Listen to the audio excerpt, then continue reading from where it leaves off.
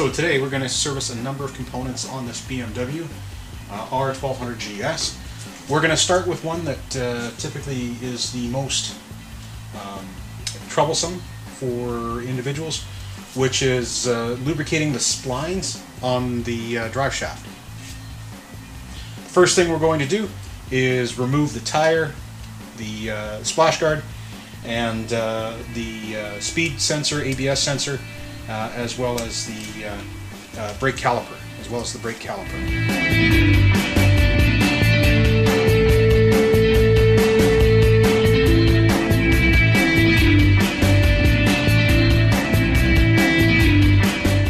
Okay, the next step is to remove the speed sensor. The speed sensor is held on by 3 points here on the rear differential that we need to remove. The actual speed sensor itself, there is the cable that runs to the speed sensor, which is bolted to the differential. Finally, this clip up in here, which is attached to the differential, where the cable for the speed sensor comes off of the paralever and links onto the differential. So we're going to remove those 3 items.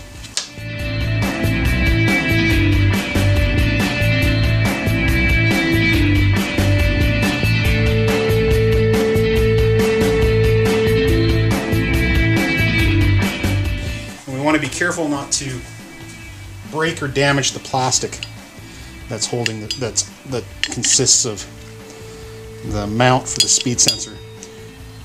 But there is an O-ring seal on here, so it may be a little bit difficult to pull out. You just got to try to pull it out as straight as possible. It's out, and now we can just move the rotor and fish it up out of the way. Put it over here with our brake caliper. Alright, so now the next step is to remove this paralever bolt right here. This bolt is held on with Loctite, so it will take a little bit of effort. There's a nut here on the back, so you're going to have to hold it from there while removing the bolt from the other side. So the nut here on the back is 16 millimeters. If you don't have a 16 millimeter wrench in your set, not to worry, it's the same as 5/8.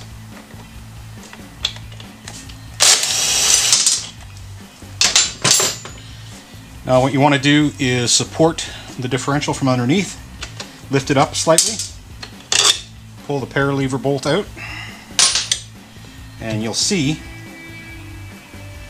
that differential slide down.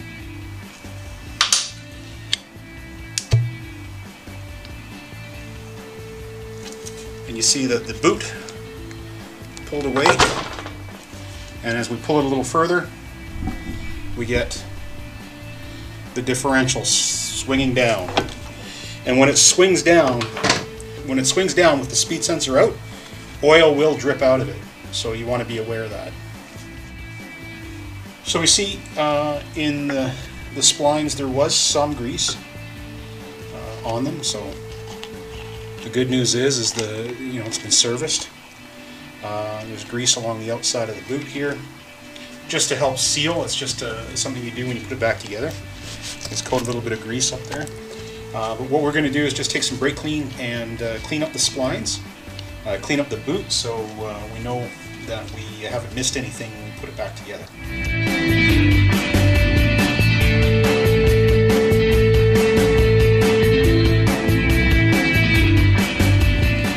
Now with the rear differential down, it's very easy just to lubricate the splines on that end of the drive shaft. But we're going to take this a step further, and we're going to lubricate the splines on the front of the drive shaft as it goes into the transmission, and that requires a little more work.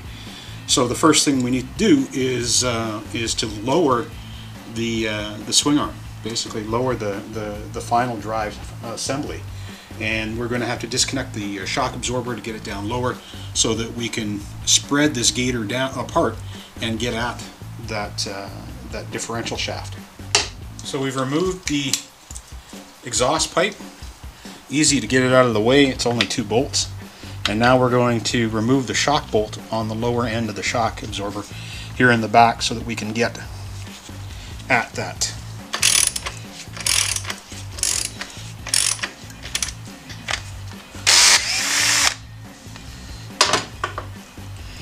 So when we pull this one, you see that this one had blue Loctite on it, a lot of it. That's why it was so difficult to get out.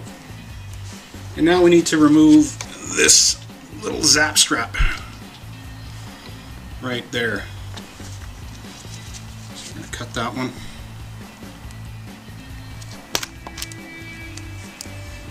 It's off.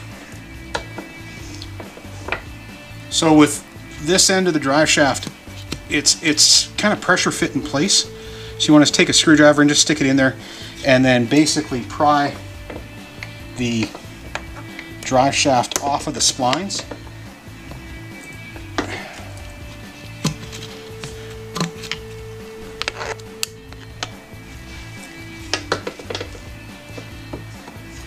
And then pull on the drive shaft from the back.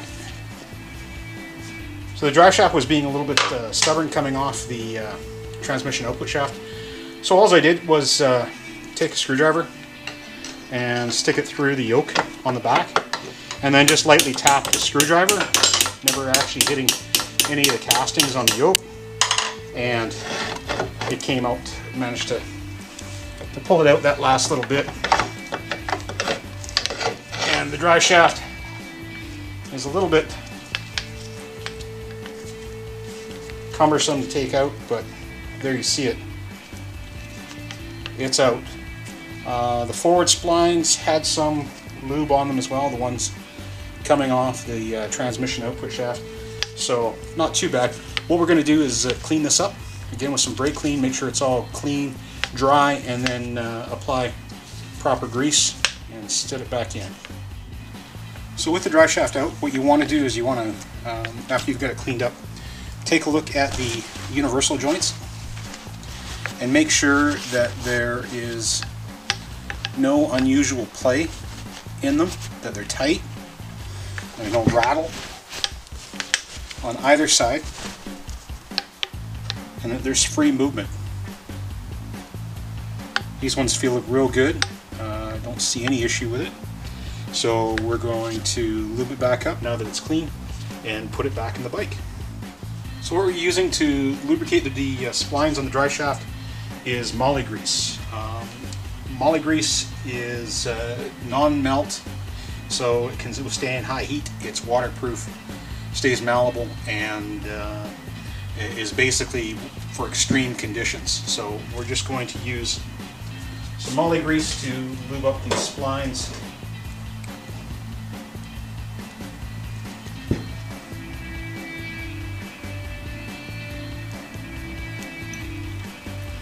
Just want to make sure you get grease all the way back on the splines.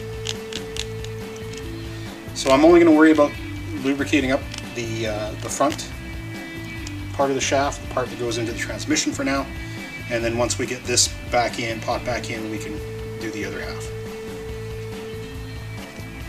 The BMW manual calls for just some conventional grease to go on the output shaft. So we're just going to grab some of that and just with our fingers stick it in there and dab a little bit of that on before we slide this.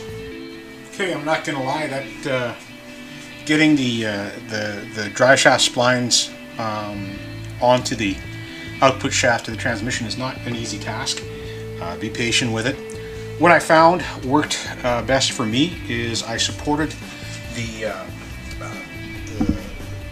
drive shaft housing, the swing arm, with a scissor lift, and I actually took it higher than what the shock would allow. Again, reinforcing, removing that bottom bolt from the shock, but getting it a little bit more vertical helped with alignment of getting the shaft on. One of the things that you've got to do when you're putting the shaft in is you've got to support. I'm going to do it like this. You got to support that forward end, and because of the weight on the drive shaft is towards the front, it's a little bit harder than you know you'd think it would be, because you've got to lift that weight with not a whole lot of room back here to grab the axle shaft. So that is part of the cumbrance here. If we take a look at the Gator, you'll see that I peeled it back from the front, and then used a screwdriver in here to just kind of wedge it forward to move it out of the way so that I could gain access and see better there with what's going on. When the splines were lined up on the shaft, the factory manual says to press or pry the drive shaft on from the front. That wasn't working, so again, I just lightly tapped the back of this universal. Wasn't my first thought. Certainly don't necessarily recommend it, but I wasn't getting anywhere, so I just lightly tapped, and it only took a couple of taps, and the spline, it slid right up the shafts, and the splines seated properly. So a couple of ideas there for you to get that the front part of the drive shaft back on. If somebody has a better idea, if somebody's done this different ways, please put down in the comments section. I do check out all the comments on the videos, so if you've got a better way to do this, go ahead and share it. I see why in the videos that I've seen on YouTube, nobody's lubricated the front of the drive shaft or the transmission output splines. They only do the differential splines. This is why. This is like I said, a bit of a pain. So now what we're going to do is we're going to lubricate the rear splines and put the drive shaft back, basically the Gators back in place, both front and back, and marry up the differential and reset everything. So that's what's left to do here. But like I said, if you've got a better way to put the front part of this drive shaft onto the transmission output shaft, put it in the comments section. Love to hear from you. Okay, so we're going to start with some regular grease on the output shaft here of the differential, or the input shaft of the differential, I should say, just to help slide things on. And then we're going to get our moly grease and lube up the drive shaft.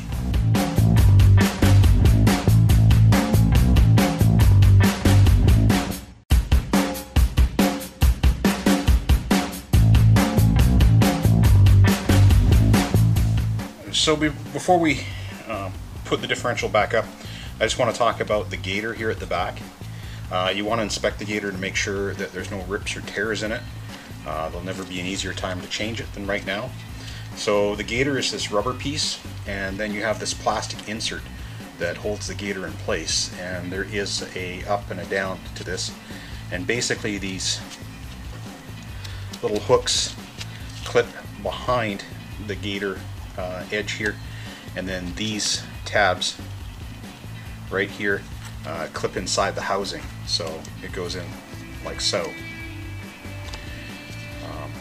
One of the things that you want to do when you have the Gator in the down position like this is to put some lubricant around the outside edge, and this does a couple things. First off is it helps seal, and by lubricant I meant grease. You want to put some grease around the outside edge, and it does a couple things. First off is it helps protect the Gator, basically anything inside there, the drive shaft, the differential splines, from getting dirt and water in there. But also the other thing it does is it helps lubricate the Gator, keep it soft and supple so that it does not crack from weather. And if your bike is in the water a lot, if your bike is outside, then you want to make sure. So just go ahead and liberally get that grease on there, and then once it's up, we'll wipe it all off to make sure that any excess is taken care of. So the next thing we're going to do is the plastic retaining clip. Make sure it's going in the proper direction, which is that direction right there, and then we're going to insert it into the Gator and make sure that it's all clipped in place.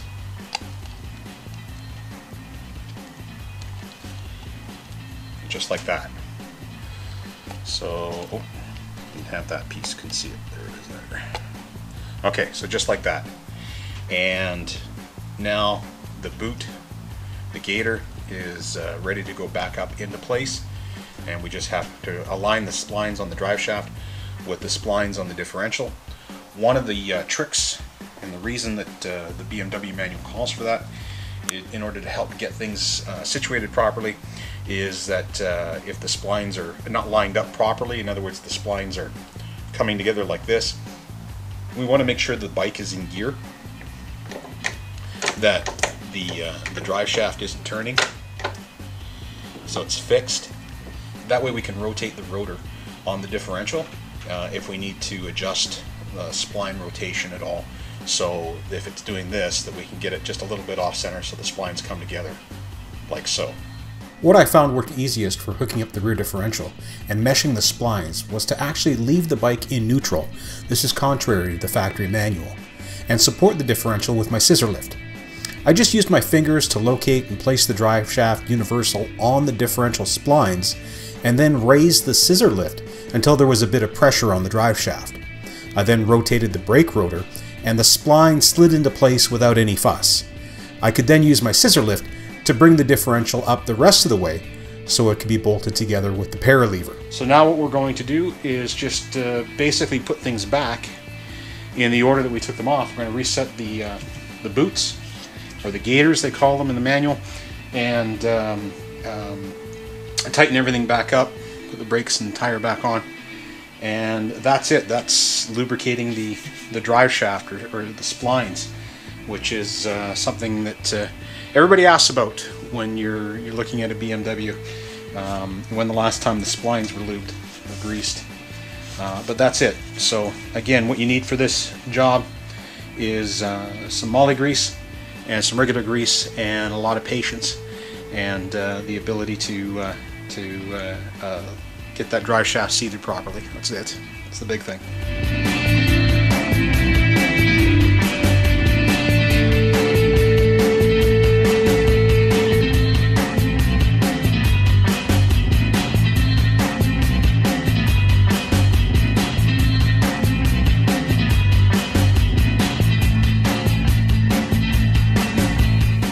So quick tip before putting the caliper on was to, if you're having any difficulty getting clearance to put the caliper back on, sometimes the pads will move a little bit on you and makes it a little more difficult to get them on.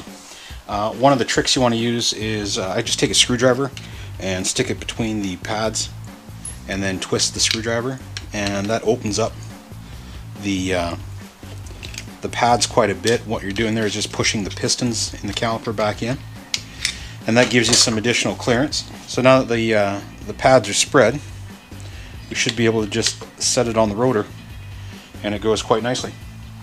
The other thing we're going to do always with our caliper bolts is that we're going to use some anti-seize on them, and just a little bit, just to make sure that they don't corrode in there and we don't have any issues down the road. And then the other thing that's a little bit unique about this BMW is the rear caliper bolt has this tube on it, which is a spacer for the mudguard that hangs off the back of the wheel. So in order to align this properly, you have to get the bolt for the mudguard and insert it, and then just kind of line everything up. You have to get a few threads of that one on inside the caliper mount.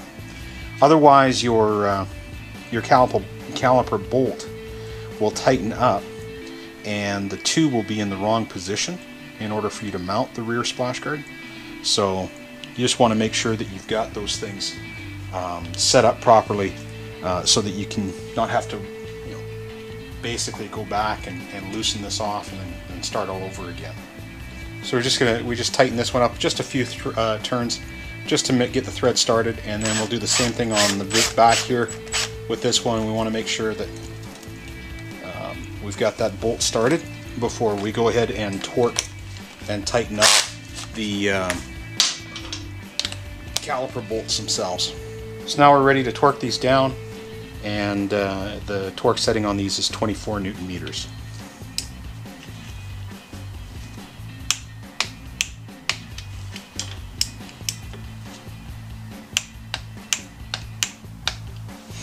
Okay, and the caliper's back on. Now, one more quick reminder is because we spread those pads and push the pistons back in, one of the things you want to do before you trust your rear brake is just pump up the pedal, and that's going to then take up that gap that we created with those pistons. So those pistons will be riding basically on the brake shoes, or on the brake pads I should say, and the rotors.